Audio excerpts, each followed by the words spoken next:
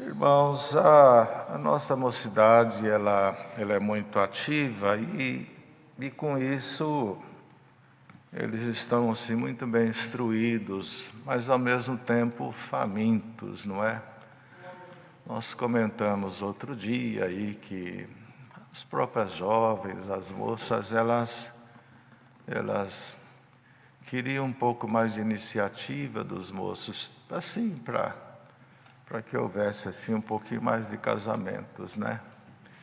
Mas também os moços reclamam do outro lado, que existe, não deve ser com todas, mas um pouco de exigência, de escolha. E às vezes os parâmetros das escolhas não são aqueles parâmetros sadios, não é? Que o homem ele escolhe muito pelo ver e pelo ouvir.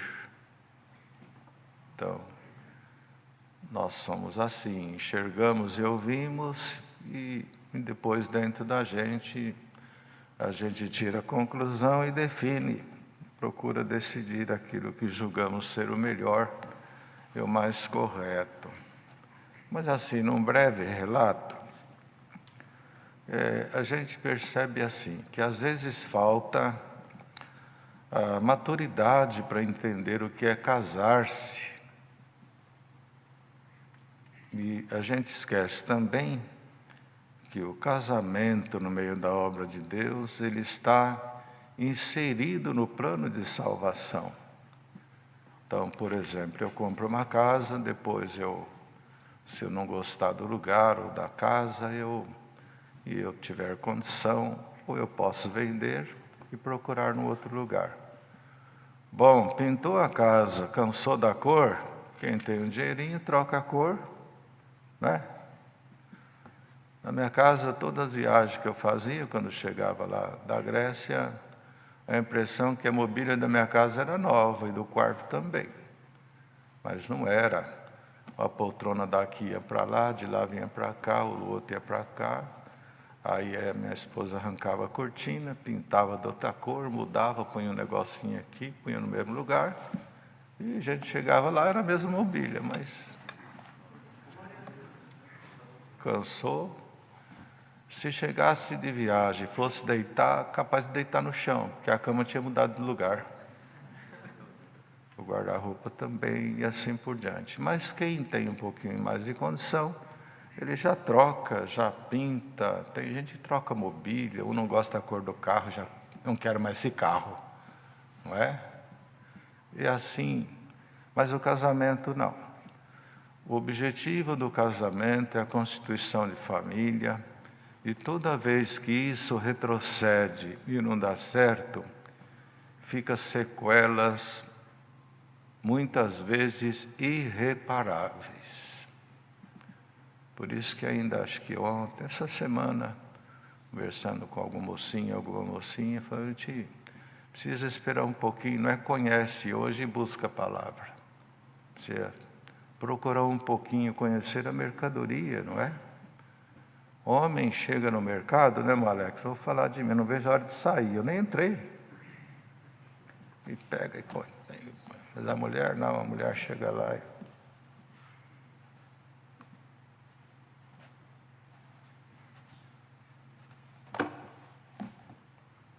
e às vezes olha tudo e não leva nada. E a gente já pega tudo e põe no carrinho.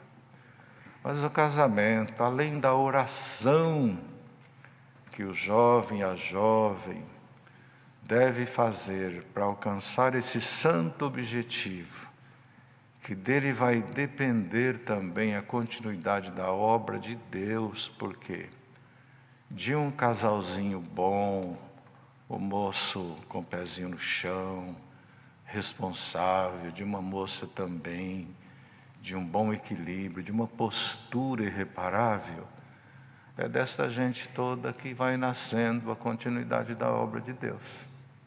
Equilíbrio, estabilidade.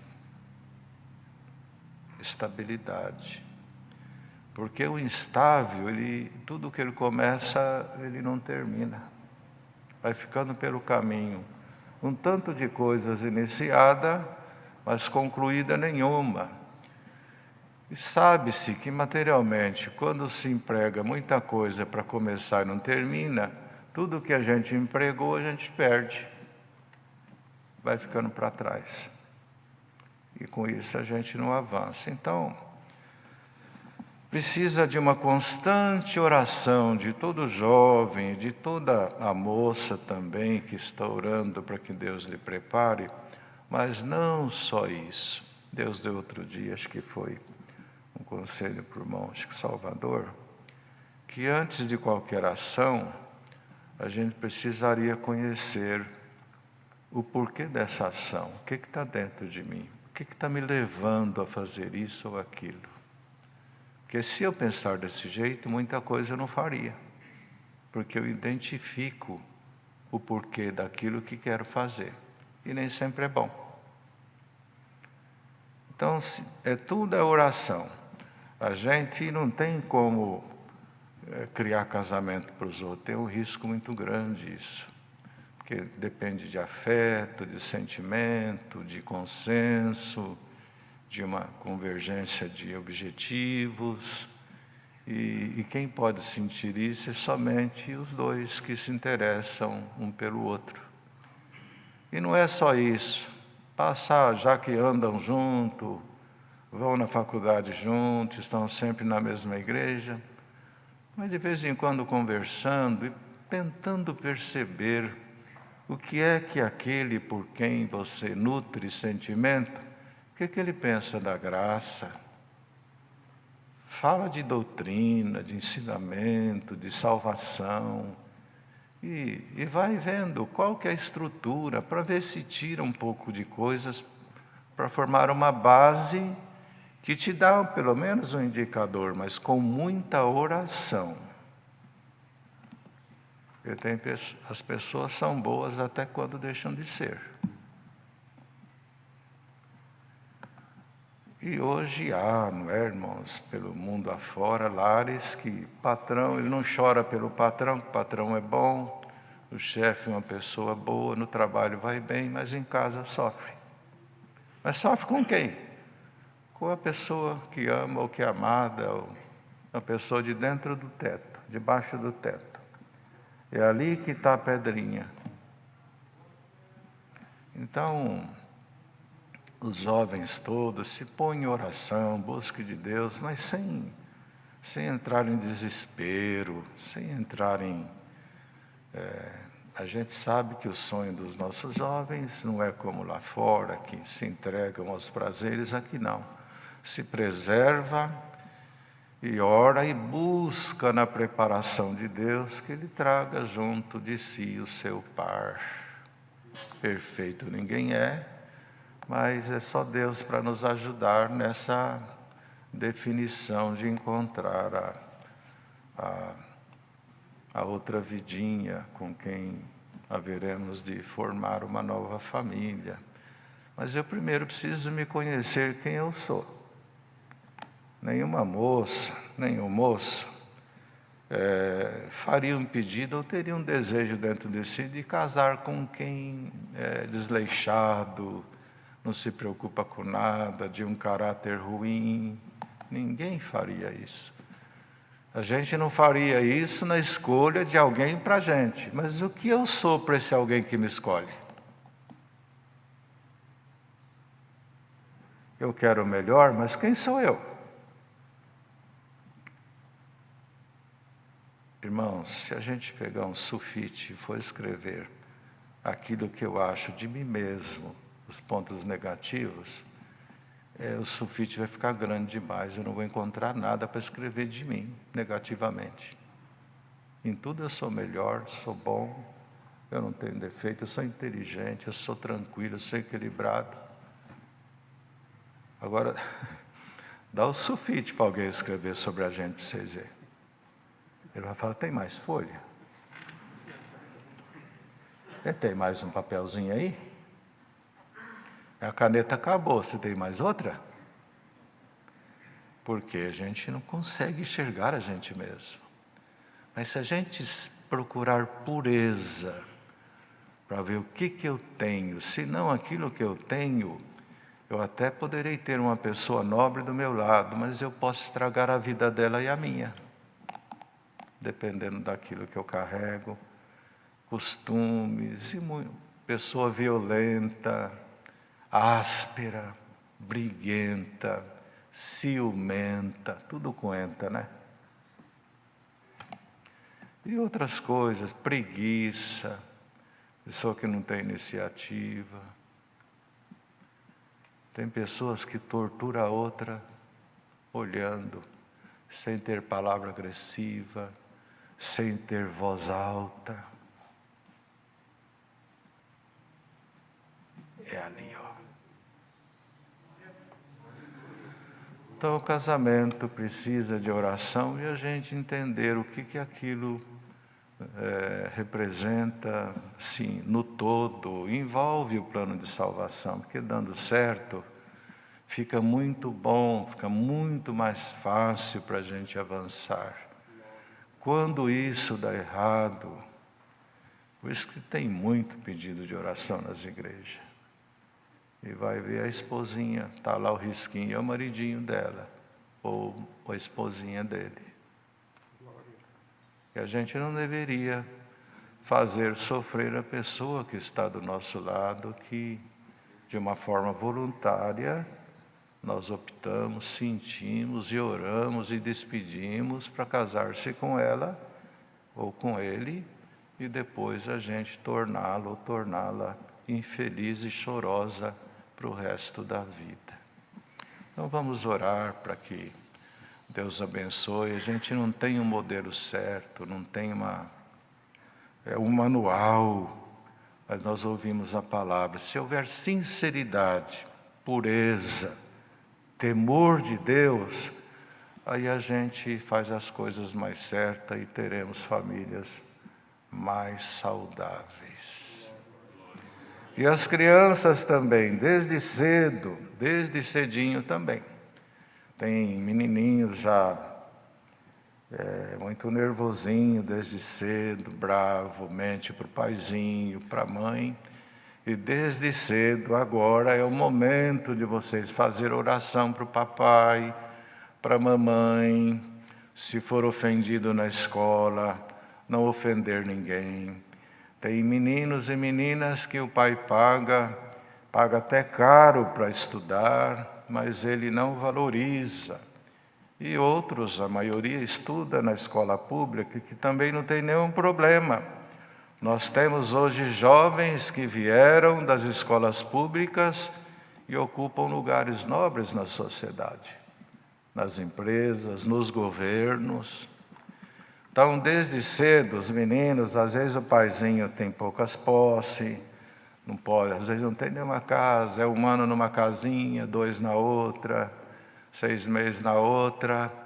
Isso, para as crianças que estão nos ouvindo, assistindo o culto, é uma alerta para vocês, estudem mesmo.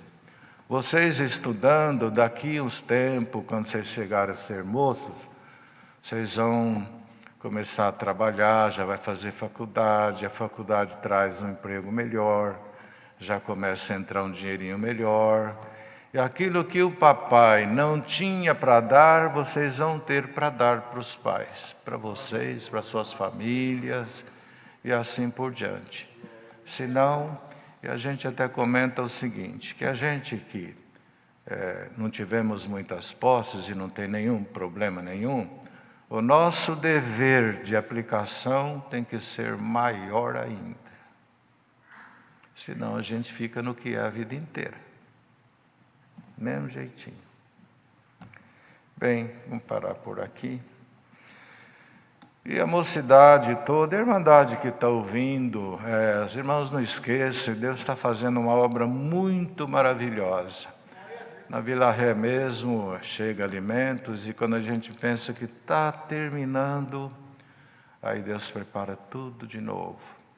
Então, os irmãos da piedade nos orientam o que, para onde, deixa o endereço. Nós vamos lá com um pequeno grupinho de jovens, higienizamos tudo. Cada mocinho ou mocinha pega seu carro, põe 4, 5 kits completos de alimento, limpeza, mistura no seu carrinho. Ai, que delícia!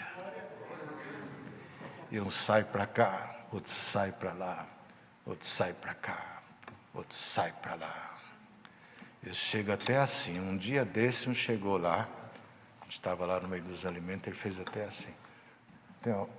Tem alguma coisinha para fazer aí, meu neném? Até assim. Orgulhoso de ser participante. E crianças no meio de tudo isso. E nós ficamos muito felizes. Muitos irmãos estão servindo com muito. E a gente fica maravilhado com tudo isso. Mas uma das coisas que me fez chorar há dias atrás, estava lá recebendo os alimentos, higienizando, que Deus levou um diácono nosso, uma irmã da Piedade, outras duas tiveram problema com o Covid, e agora que estão retornando, então limitou-se um pouco. O outro diácono também, irmão João, teve que pôr marca-passo, então a gente entrou de diácono, então é uma delícia trabalhar de diácono. Uma maravilha. E encontramos lá no meio, chegou uma sacolinha pequena. Dentro da sacolinha, 2 saquinhos plásticos. Um com um punhado de arroz, o outro com um punhado de feijão.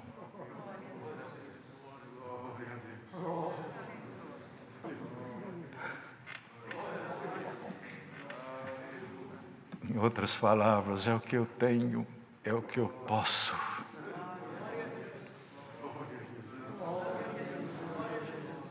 Então Deus é glorificado no muito, glorificado no pouco, glorificado na atitude das crianças, que muitos deles estão já juntando coisinhas para ajudar na piedade, sim, ajudar outra criança. Deus está fazendo um movimento muito glorioso.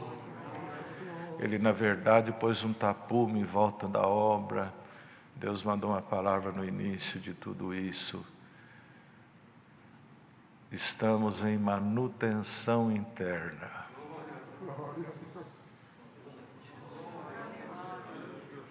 E Ele está trabalhando. Mais alguma coisa, irmãos? Os irmãos, na última oração, também nas casas, vamos orar para os jovens que estão preparando aí o casamentinho deles, para Deus preparar tudo, pôr tudo em ordem, sem desespero, na porção que Deus der, para que tudo dê certo para eles, que é o sonho deles, e é o sonho que nós também tivemos, né? Isso é muito bom, ver eles casadinhos, felizes da vida. Agora, até no meio deles mesmo, nessa aproximação, Deus está preparando até o casamentinho entre eles mesmos, trabalhando aqui, mexendo nos alimentos e de olho nela. E ela mexe lá de olho nele. E daqui a pouco aparecem uns anéisinhos amarelinhos na mão direita. Trabalhando, Deus está provendo para eles tudo o que precisa. E nós casados e quem solteiro devemos orar por todos eles que são merecedores da nossa atenção.